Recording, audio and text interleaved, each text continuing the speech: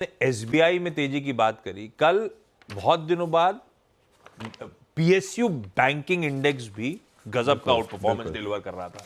अब ये इसको रीड कैसे करूं? ये क्या वो अब तक क्योंकि प्राइवेट बैंकिंग मेजर्स गजब करे हुए थे, ये सिर्फ कैचअप प्ले कर रहा है और ये मोमेंटम हेयर्स टू सस्टेन है, या फिर ये पॉकेट धोखा देने वाली है?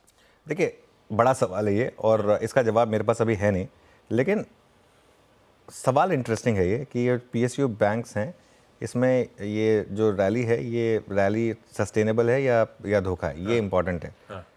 तो मेरा ये मानना है कि कल पीएसयू बैंक निफ्टी ने 200 डे मूविंग एवरेज को क्रॉस किया।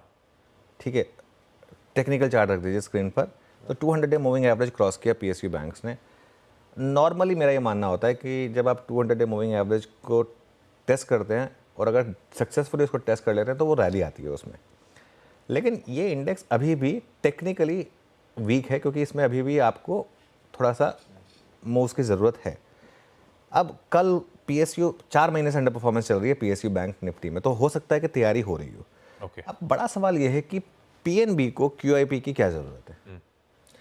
देखिए, कोई मैन्युफैक्चरिंग कंपनी है, कोई स्टील कंपनी है, उसको पैसा लेना है, समझ में आता है। बैंकों का तो काम ही है डिपॉजिट लो, लोन दो। भाई, बैंकों को तो डिपॉजिट से ज़्यादा चीप पैसा क्या मिलेगा? आप डिपॉजिट दो और लोन दो। इसका मतलब क्या है? डिपॉजिट नहीं मिल रहा है। अगर बैंक को क्यूआईपी लाना पड़ रहा है तो इसका मतलब बैंकों को डिपॉजिट नहीं मिल रहे हैं, तो इक्विटी डाइल्यूट करनी पड़ रही है। तो ये एक थोड़ा सा रिस्क अभी भी है। हाँ, ये हो सकता है कि ट्रेडिंग प्ले हो जाए, कुछ टाइम के लिए पीएसयू बैंक चल जाए, ये पॉसिबिलिटी है, लेकिन कोर पोर्टफोलियो ना बनाएं उसको जब तक नंबर्स में रिफ्लेक्ट ना हो। नंबर्स में जब तक रिफ्लेक्ट ना हो, वो निम्स का प्रेशर, वो कासा का प्रेशर, जब तक वो ना हो ना, तब तक आप इसको कोर पोर्टफोलियो बेट नहीं बना सकते। बिल्कुल ठीक है।